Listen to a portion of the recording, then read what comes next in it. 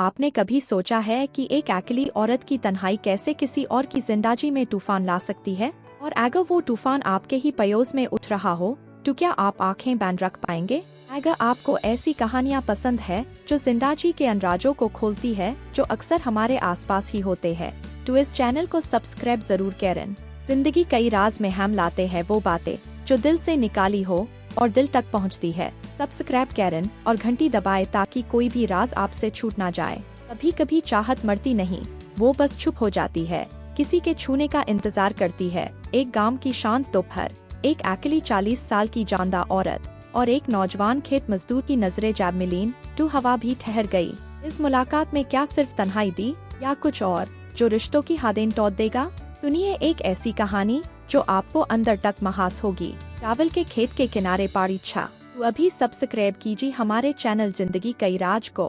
हर हफ्ते हम लाते हैं दिल को छूने वाली कहानियाँ जो आपको सोचने पर मजबूर कर देंगी। बेल आइकन जरूर दबाएं ताकि कोई भी कहानी आपसे छूट ना जाए, क्योंकि हर कहानी में छुपा होता है एक अनकहा राज। गांव का जीवन आम तौर पर शांत होता है, धूप, धूल और दौड़ तक फैले खेत, लेकिन हर शांति के पीछे कहीं ना कहीं कोई तूफान छुपा होता है। सरिता 40 की हो चुकी थी। उसका चेहरा अब भी उतना ही नर्म था जितना 10 साल पहले जब वह अपने पति के साथ काम दे। उसके बाल अब भी घने दा और उसकी चाल में अब भी गजब की गरिमा दी। 5 साल पहले उसके पति का देहांत हो गया था। अचानक दिल का दौरा पड़ा था, वो बस गया था और सरिता रह गई थी अधूरी। गांव वालों ने समझा था कि सरिता अब पूरी तरह से पूजा पाठ और खेत संभालने में लग जाएगी, और कोई नहीं जानता था कि उसकी आंखों में जो तन्हाई बस चुकी थी वो और भी खतरनाक होती है। हर दिन की तरह वो उस दिन भी खेत के किनारे थी, लेकिन आज मौसम कुछ अलग था। आसमां में बादल दा पर बारिश नहीं हो रही थी। हवा में घुटन दी जैसे कुछ होने वाला हो। उसने अपनी पुरानी किनारों से घिसी हुई साड़ी पहनी दी, हल्की हरी रंग की, जो धान के खेत से मिलाती जुलती थी। उसका ब्लाउज थोड़ा टैंक था जिसे उसने पिछले साल सिलवाया था, शायद अनजाने में खुद को आईने में देखने की चाह में। उसने अपनी टोकरी में दोपहर का खाना रखा था और चल पड़ी अकेले। खेत के एक कोने में एक छोटी सी झोपड़ी थी, छाया के लाए। वही जाकर वो अक्सर बैठाती थी, पसीना सुखाती, हवा लेती और कभी कभी बस सो जाती। उधर रघु नाम का एक जवान लड़का था जो गांव में नया आया था। उसका बदन मजबूत था, रंग गेहूना और चाल में आत्मविश्वास था। वह खेती में हाथ पंताने आया था, मजदूरी करता था। उसने सरिता को पहले भी देखा था, कभी कुएं के पास, कभी मंदिर में। वो खेत के पास से गुजर रहा था, तभी उसकी नजर झोपड़ी में बैठी सरिता पा पड़ी। सरिता की साड़ी का पल्लू थोड़ा सरक गया था, गर्दन की लकीरें धूप में चमक रही थीं। उसकी आंखें बंद थीं, शायद थकी हुई या शायद कुछ महास कर रही थीं। रघु की सांस अटक गई। वो जाने ही वाला था कि सरिता ने आंखें खोलीं और उसकी तरफ देखा। रघु, है ना? उसका स्वर हल्का था, पर उसमें एक अनजाना खिंचाव था। जी। रघु थोड़ा सकपकाया। बैठ जाओ, थोड़ी छांव है यहाँ। रघु की हिम्मत नहीं हुई, पर उसके कदम खुद बढ़ाने लगे। वो झोपड़ी के किनारे बैठ गया। कुछ पाल खामोशी रही। सरिता ने साड़ी का पल्लू थोड़ा और ठीक किया, लेकिन उतानी सावधानी से नहीं जितानी आम तौर पर एक विधवा करती है। तुम्हारी मां कहाँ रहती है? उसने पूछा। मर चुकी है जब मैं छोटा था।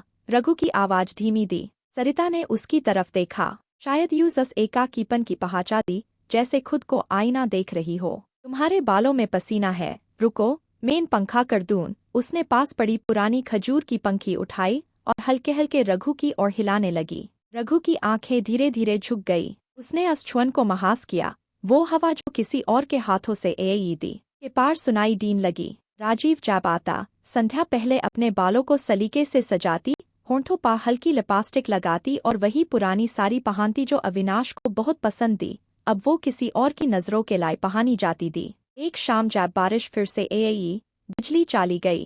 अंधेरे कमरे में सिर्फ मोमबत्ती की लाउड और दोनों के बीच एक अजीब सी खामोशी। राजीव ने धीरे से संध्या की तरफ देखा और कहा, क्या तुम्हें कभी डर नहीं लगाता? दुनिया से, लोगों से, खुद से? संध्या ने गहरी सांस ली। डर तो अब भी लगाता है, लेकिन तन्हाई से ज्यादा नहीं। राजीव ने अपना हाथ बढ़ाया और मोमबत्ती की रोशनी में उसकी उंगलियां थाम लीं। फिर धीरे धीरे उसके करीब आया। एक हल्का कंपकंपी सी दौड़ गई संध्या के शहर में। 18 वर्षों बाद किसी ने यूज ऐसे छुआ था, बिना सहानुभूति, सिर्फ चाहत के साथ। इस रात पहली बार उन्होंने एक दूसरे को पूरी तरह महसूस किया। बिजली एएई तो कमरे में रोशनी दी, लेकिन दोनों अब आंखें बैन की लेते द शहर से थके यू पार दिल से हल्के पार। सुबह जब राजीव उठाकर चला गया, संध्या देर तक दरवाजे की चौखट को देखती रही। वो जानती थी जो शुरू हुआ है वो जल्द ही किसी मोड़ पार आएगा। कॉलोनी में बातें तेज होने लगी थीं। पड़ोस ने अब मंदिर जाते वक्त संध्या की खिड़की की तरफ जरूर झांकती। कुछ बोलाती नहीं, लेकिन नजरों में सवाल होते। राजीव के बच्चे अब पूछाने लगे द पापा आप कहाँ रहते हो इतना टेम। उसकी बीवी जो मायके में दी धीरे धीरे शक कराने लगी। एक दिन सुबह जब राजीव संध्या के घर आया, उसके चेहरे पर तनाव था। हमें अब थोड़ा संभालना होगा, उसने कहा। संध्या ने चुपचाप उसकी तरफ देखा। क्या तुम पछता रहे हो? राजीव ने तुरंत जवाब नहीं दिया, फिर धीरे से बोला, पछतावा नहीं, दार है। मैं किसी को चोट नहीं देना चाहता। संध्या की आंखें नाम हो गई। क्या मुझे चोट नहीं लग सकती? राजीव कुछ नहीं बोला, बस दरवाजे से निकल गया। आज शाम संध्या ने चाय नहीं बनाई। आज रात संध्या सो नहीं सकी।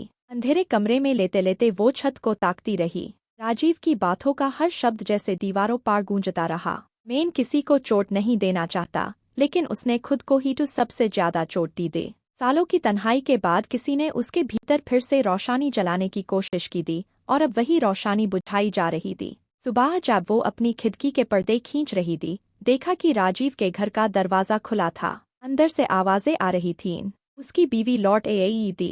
वो मुस्कुराई, एक फीकी टूटाती सी मुस्कान। उस दिन उसने पहली बार कॉलोनी की औरतों के साथ मंदिर जाने का फैसला किया। बालों को बांधा, सिंपल सलावार पहनी और दरवाजा बैंड करके चल दी। राजीव अब नहीं आता था। अन्ना की मुलाकातें बैन हो गई थीं, लेकिन खिड़की अब भी खुलती थी, और कभी कभी राजीव की निगाहें भी उसी ओर उठ जाती। एक शाम जब चांदनी बेहद साफ और हवा कुछ कहने को बेताब सी लग रही थी, दरवाजे पर दस्तक हुई। संध्या ने खोला। राजीव खड़ा था। ताक हुआ, बेचैन। क्या मैं अंदर आ सकता हूँ? उसने धीमे से पूछा। संध्या ने कुछ पाल उसकी आंखों में देखा, फिर दरवाजा थोड़ा सा खोल दिया, बस उतना जितना दिल की दीवारें फिर से दरकने ना पाए। इस बार कोई छाई नहीं बनी, कोई मोमबत्ती नहीं जली। मुझे माफ कराना, राजीव ने कहा। संध्या ने शांत स्वर में कहा, माफ कराना तब जरूरी होता है जब कोई वादा टूटता है। हमने कभी कोई वादा नहीं किया था। राजीव का गाला रुंध गया, लेकिन दिल ने किया था। संध्या की आंखों में आंसू नहीं था, सिर्फ एक स्थिरता दी जो दुख से नहीं, समझ से आती है। राजीव, उसने कहा, तुम्हारा परिवार है और मेरा अकेलापन। अब मैं यूं से डरती नहीं। राजीव कुछ कहना चाहता था, लेकिन शब्द नहीं मायल। फिर वो खड़ा हुआ और बिना पीछे देखे दरवाजे से बाहर चला गया। संध्या ने दरवाजा बैन नहीं किया। वो जानती थी कुछ दरवाजे कभी बैन नहीं होते, लेकिन अनियमित से गुजराने की हिम्मत सब में नहीं होती।